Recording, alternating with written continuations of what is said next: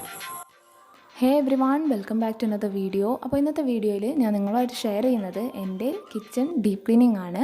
Room by room ക്ലീനിങ്ങിൽ വെള്ളിയാഴ്ചയും ശനിയാഴ്ചയുമാണ് ഞാൻ kitchen deep ക്ലീനിങ്ങിന് വേണ്ടിയിട്ട് എടുത്തിട്ടുള്ളത്.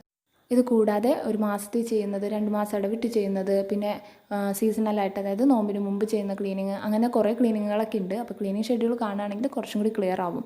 അപ്പോൾ അതും ഞാൻ ഇതിൻ്റെ അകത്ത് ഇൻക്ലൂഡ് ചെയ്യുന്നുണ്ട്. അപ്പോൾ നിങ്ങൾ ബാക്ക്ഗ്രൗണ്ടിൽ കാണുന്ന ക്ലീനിങ് എന്ന് പറഞ്ഞാൽ കിച്ചൺ ടോട്ടൽ ഞാനൊന്ന് ക്ലീൻ ചെയ്ത ഒരു വീഡിയോ ആണ്. അപ്പോൾ ഇതിനകത്ത് ഞാൻ പറഞ്ഞുതരാം വീക്കിലി എന്തൊക്കെയാണ് ചെയ്യാറ്, ഡെയിലി എന്തൊക്കെയാണ് ചെയ്യാറ് എന്നുള്ളതൊക്കെ. പക്ഷേ ഡെയിലി ക്ലീനിങ് ഹാബിറ്റ്സ് അതുപോലെ കുറേ ടിപ്സൊക്കെ ഞാൻ ഇതിന് മുമ്പ് ഷെയർ ചെയ്തിട്ടുണ്ട്, കണ്ടിട്ടുണ്ടാവും നിങ്ങളെന്ന് വിശ്വസിക്കുന്നു. അത് കണ്ടതിന് ശേഷം ഇത് കാണാം, അപ്പോൾ കുറച്ചും കൂടി ക്ലിയർ ആവും. അതുപോലെ തന്നെ ഡെയിലി രാവിലെയാണ് ഞാൻ ഈ ഡീപ്പ് ക്ലീനിങ്ങിന് വേണ്ടിയിട്ട് സെലക്ട് ചെയ്യാറുള്ളത്. കുറച്ച് കാര്യങ്ങൾ ഞാൻ ഈവനിങ് റുട്ടീനിലും ചെയ്യും. അപ്പോൾ ഈ ഡീപ്പ് ക്ലീൻ ചെയ്യുന്നതിന് മുമ്പ് അന്നത്തെ ഭക്ഷണ സാധനങ്ങളൊക്കെ ഉണ്ടാക്കി വെക്കും, പാത്രങ്ങളൊക്കെ കഴുകി വെച്ച് കൗണ്ടർ ടോപ്പൊക്കെ ക്ലിയർ ആക്കിയതിന് ശേഷമാണ് ഡീപ്പ് ക്ലീനിങ്ങിലേക്ക് ഇറങ്ങുള്ളൂ. പിന്നെ അതുപോലെ കുഞ്ഞുങ്ങളുടെ കാര്യമാണെന്നുണ്ടെങ്കിലും അവരെന്തെങ്കിലും കാര്യത്തിലൊക്കെ എൻഗേജ്ഡ് ആക്കി വെക്കും. അതല്ലെന്നുണ്ടെങ്കിൽ നമുക്ക് ഡീപ്പ് ക്ലീനിങ് ശരിക്കും നല്ല ബുദ്ധിമുട്ടായിരിക്കും. അപ്പോൾ ഒരുപാട് തിരക്കുള്ള സമയത്ത്, സ്ട്രെസ്സുള്ള സമയത്ത് ചെയ്തിട്ടുണ്ടെങ്കിൽ നമുക്ക് ഇരട്ടി പണിയായിട്ട് ഫീൽ ചെയ്യും. പിന്നെ എല്ലാ കാര്യങ്ങളും ക്ലീൻ ചെയ്യുന്നതിന് ഒരു ഡെഡ് ലൈൻ പോലെയാണ് നമ്മൾ ഷെഡ്യൂൾ വെക്കുന്നത്. ചിലപ്പോൾ അതിന് മുമ്പ് വൃത്തികേടാകുന്നുണ്ടെങ്കിൽ നമ്മൾ കാണുന്നതിനനുസരിച്ച് ക്ലീൻ ചെയ്യണം. നമ്മൾ എവിടെയാണോ വൃത്തികേട് കാണുന്നത് അപ്പോൾ ക്ലീൻ ചെയ്യണം. ഷെഡ്യൂൾ വെച്ചിട്ടുള്ളത് എന്തിനാണെന്ന് വെച്ചാൽ, അല്ലെങ്കിൽ അതൊരു ലിമിറ്റ് വെച്ചിരിക്കുകയാണ്, ഈ ഒരു ദിവസത്തിനുള്ളിൽ ക്ലീൻ ചെയ്തിരിക്കണം എന്നുള്ളത്. അപ്പോൾ അതും കൂടി ഒന്ന് ശ്രദ്ധിക്കാം.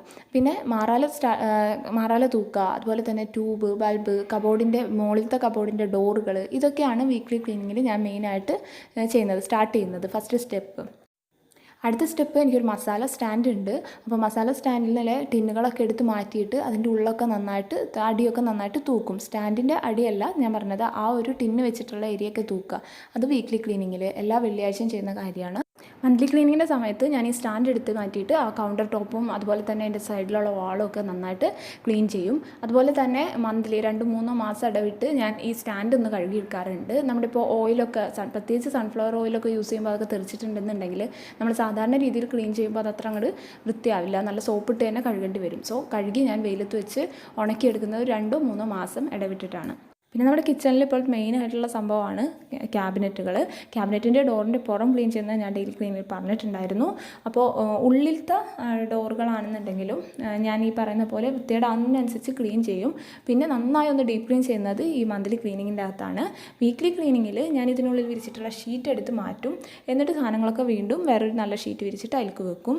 മന്ത്ലി ക്ലീനിങ്ങിൽ കബോർഡിൻ്റെ ഉള്ളിൽ നന്നായിട്ട് തൂക്കും. നല്ല പാറ്റ് എന്തെങ്കിലും കാണുകയാണെങ്കിൽ ഞാൻ ഹിറ്റ് അടിക്കാറുണ്ട്. ഹിറ്റ് അടിച്ചിട്ട് കുറച്ച് നേരം വെച്ചതിന് ശേഷം വീണ്ടും തൂത്ത് വൃത്തിയാക്കി എടുത്തിട്ട് അതിൽ ഷീറ്റ് വിരിച്ച് പാത്രങ്ങൾ വെക്കും. അങ്ങനെയാണ് ചെയ്യാറുള്ളത്. അപ്പോൾ എപ്പോഴും ഇങ്ങനെ ഉപയോഗിക്കുന്നത് കൊണ്ട് തന്നെ ഈ താഴത്തെ ക്യാബിനറ്റിലാണ് വീക്ക്ലി ക്ലീനിങ്ങിൽ കൂടുതൽ ടൈം ഞാൻ സ്പെൻഡ് ചെയ്യാറുള്ളത്. ഇനി ഇതിൻ്റെ മേലെ, അതായത് നടുക്കുള്ള ഒരു ക്യാബിനറ്റ് ഉണ്ട്. അതിൻ്റെ അകത്ത് ഗ്ലാസ്സുകൾ, പാത്രങ്ങൾ, പൊടിയൊക്കെ വെച്ചിട്ടുള്ള ടിന്നുകൾ, കാര്യങ്ങളൊക്കെയാണ് ഞാൻ വെക്കാറുള്ളത്. അപ്പോൾ അത് എപ്പോഴും ക്ലീൻ ആക്കേണ്ട ആവശ്യം വരാറില്ല, പെട്ടെന്ന് വൃത്തികേടാവാത്തതുകൊണ്ട് ഒരു 2 മാസമൊക്കെ ഇടവിട്ട് നമ്മൾ ജസ്റ്റ് ഒന്ന് ക്ലീൻ ചെയ്ത് എടുത്താൽ മതി. ഇനി ഏറ്റവും മേലെയുള്ള ക്യാബിനറ്റിൻ്റെ അകത്ത് ഞാൻ ഗസ്റ്റൊക്കെ വരുമ്പോഴത്തേക്ക് എടുക്കുന്ന വലിയ വലിയ പാത്രങ്ങൾ, അതുപോലെ തന്നെ വലിയ കുട്ടളം, അങ്ങനത്തെ സാധനങ്ങളൊക്കെയാണ് വെച്ചിട്ടുള്ളത്. പിന്നെ കുറച്ച് എക്സ്ട്രാ ഫാൻസി ബിഗ് ഷോപ്പർ കാര്യങ്ങളൊക്കെ ഉണ്ടെന്നുണ്ടെങ്കിലും ഞാൻ അതിനകത്താണ് വയ്ക്കാറുള്ളത്.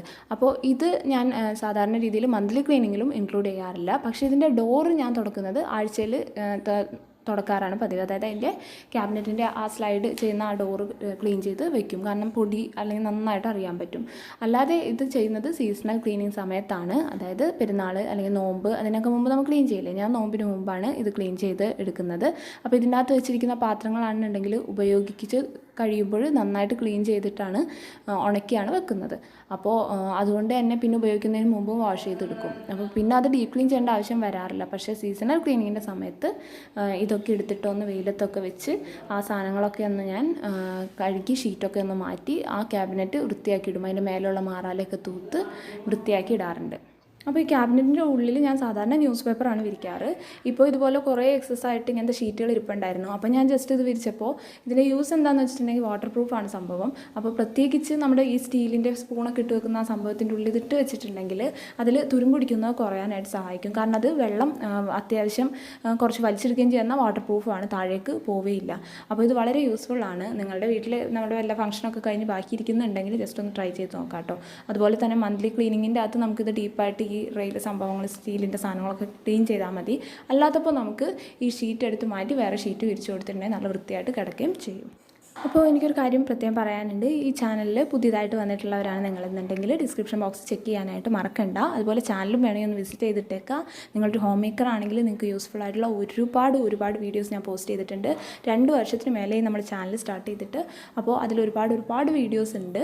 അപ്പോൾ നമ്മുടെ തംബ്നെയിലിൻ്റെയൊക്കെ അട്രാക്റ്റീവ് അല്ലാത്തതുകൊണ്ടാവാം നമുക്ക് ചാനലിൽ സബ്സ്ക്രൈബേഴ്സും കാര്യങ്ങളൊക്കെ കുറവായിരുന്നു. ഇപ്പോൾ മാഷാല്ലാ കൂടി വരുന്നുണ്ട്. അപ്പോൾ ഒന്ന് ചെക്ക് ചെയ്തേക്കാം കേട്ടോ. ഇനി ഫ്രിഡ്ജിൻ്റെ അടി അത് നമുക്ക് 2 മാസം 3 മാസമൊക്കെ ഇടവിട്ടാണ് ചെയ്യാറുള്ളത്. അപ്പോൾ ഹസ്ബൻഡ് വന്ന് നീക്കി തരും. ഞാൻ തുടച്ച് ക്ലീനാക്കി വൃത്തിയാക്കി എടുക്കലാണ് പതിവ്. അതുപോലെ ഫ്രിഡ്ജിൻ്റെ മേലെയും ഇതൊക്കെ എപ്പോഴും തുടച്ചിട്ട് വരാറുണ്ട്. പ്രത്യേകിച്ച് കുട്ടികളുള്ളതുകൊണ്ട് അവരുടെ കൈയുടെ പാടൊക്കെ എപ്പോഴും എൻ്റെ ഫ്രിഡ്ജും ഉണ്ടാവും. അപ്പോൾ അതുകൊണ്ട് തൂത്ത് തുടച്ചിട്ടില്ലെങ്കിൽ ആ വൃത്തിയോട് ശരിക്കും മനസ്സിലാവും. പിന്നെ മിക്സി, സ്റ്റവ് ഒക്കെ ക്ലീൻ ചെയ്യുന്ന കാര്യം ഞാൻ ഡെയിലി ക്ലീനിങ്ങിൻ്റെ സമയത്ത് വ്യക്തമായിട്ട് പറഞ്ഞിട്ടുണ്ടായിരുന്നു. പിന്നെ ഞാൻ ആ റെയിൽ ബർണർ കാര്യങ്ങളൊക്കെ ആണെങ്കിൽ അതുപോലെ തന്നെ മിക്സിയുടെ ഇടഭാഗങ്ങൾ ബ്രഷ് വെച്ചും ബഡ്സ് വെച്ചിട്ടൊക്കെ ക്ലീൻ ചെയ്യുന്നത് വീക്ക്ലി ക്ലീനിങ്ങിലാണ്.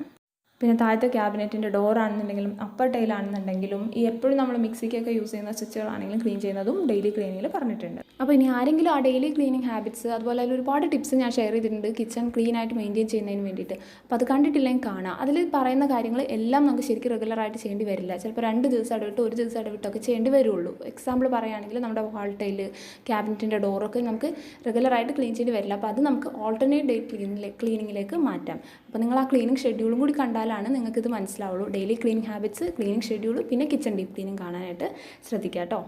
ഇനി എൻ്റെ ഫ്രിഡ്ജ് ക്ലീൻ ചെയ്യുന്ന രീതി പറഞ്ഞുതരാം. ഞാൻ 1-2 ദിവസങ്ങളിൽ വേസ്റ്റ് കൊണ്ടുവന്നതിന് മുന്നേ തന്നെ ചെക്ക് ചെയ്ത് നോക്കും. എന്തെങ്കിലും സാധനങ്ങൾ ഫുഡ് പഴയതായിരിപ്പുണ്ടോ എന്ന് നോക്കിയിട്ട് അത് വേസ്റ്റ് കളഞ്ഞതിന് ശേഷം അവിടെ ഒന്ന് തൂത്ത് വടിച്ച് ഇടും, വൃത്തിയാക്കി ഇടും. പിന്നെ നമ്മൾ മന്ത്ലി ക്ലീനിങ്ങിലാണ് ഇതിൽ ഓരോ സംഭവങ്ങളും എടുത്ത് മാറ്റി ക്ലീൻ ചെയ്യേണ്ടതായിട്ട് വരാറുള്ളൂ. ഒരുപാട് സാധനങ്ങൾ കുത്തി നിറച്ച് വെക്കാറില്ല ഞാൻ. അതുകൊണ്ട് തന്നെ എൻ്റെ ഫ്രിഡ്ജ് ഡീപ്പ് ക്ലീനിങ് കുറച്ച് ഈസിയാണ്. ഇനി നിങ്ങൾ കണ്ടിട്ടില്ലാത്തൊരു ഏരിയയാണ് കിച്ചൺ ടൂറിൽ. ഇതെൻ്റെ ലൗണ്ടറി ഏരിയ എന്നാണ് ഞാനൊന്ന് പറഞ്ഞത്. അപ്പോൾ ഇതിനകത്താണ് എൻ്റെ വാഷിംഗ് മെഷീൻ ഇരിക്കുന്നത്. ക്ലീൻ ചെയ്യാനുള്ള സോപ്പ് പൊടി കാര്യങ്ങളൊക്കെ ഞാൻ വെച്ചിട്ടുള്ളത് ഈ ഒരു ഷെൽഫിലാണ്. പിന്നെ അതുപോലെ തന്നെ ഓവൻ വെച്ചിട്ടുണ്ട്, ചിരവ് വെച്ചിട്ടുണ്ട്. പിന്നെ എക്സ്ട്രാ വരുന്ന നമ്മുടെ ഗ്രോസറി സാധനങ്ങളൊക്കെ ഞാൻ വെച്ചിട്ടുള്ളത് ഈ ഒരു ക്യാബിനറ്റിനകത്താണ്. അപ്പോൾ ഇത് എല്ലാ ആഴ്ചയും ക്ലീൻ ചെയ്യേണ്ടി വരാറുണ്ട്. കാരണം ഇത് പെട്ടെന്ന് കുട്ടികൾക്കാണെങ്കിലും ഹസ്ബൻഡിനാണെങ്കിലും ഒക്കെ പെട്ടെന്ന് എടുക്കാൻ പറ്റുന്നതുകൊണ്ടും കുറേ സാധനങ്ങളൊക്കെ കൊണ്ടുവന്ന് അതിൻ്റെ അകത്ത് വെക്കാനൊക്കെ ചാൻസ് ഉള്ളതുകൊണ്ട് തന്നെ അത് ക്ലീൻ ചെയ്യാനായിട്ട് ഞാൻ ശനിയാഴ്ച എടുക്കും. പിന്നെ ലൗണ്ടറി ആണെങ്കിൽ തീർക്കാനുള്ളതൊക്കെ തീർക്കും, ചവിട്ടി ഒഴുകാനുള്ളത്, അങ്ങനെ ഒരുപാട് ലൗണ്ടറി റിലേറ്റ് ചെയ്തിട്ടുള്ള കാര്യങ്ങളൊക്കെ ഈ ഒരു ശനിയാഴ്ചയാണ് കേട്ടോ ചെയ്യാറുള്ളത്. പിന്നെ നമ്മുടെ കിച്ചൻ്റെ ഫ്ലോർ നന്നായിട്ട് സോപ്പിട്ട് നന്നായി ക്ലീൻ ചെയ്തെടുക്കുന്നതും ഈ ഒരു ശനിയാഴ്ച ദിവസമാണ്. വേസ്റ്റ് മാനേജ് ചെയ്യുന്നതും ഈ ഒരു ദിവസമാണ്. അപ്പോൾ നിങ്ങൾക്ക് വീഡിയോ ഇഷ്ടപ്പെട്ടിട്ടുണ്ടാവുമെന്ന് വിചാരിക്കുന്നു. നിങ്ങളുടെ ഇഷ്ടപ്പെട്ടവരിലേക്ക് ഷെയർ ചെയ്യുക. താങ്ക്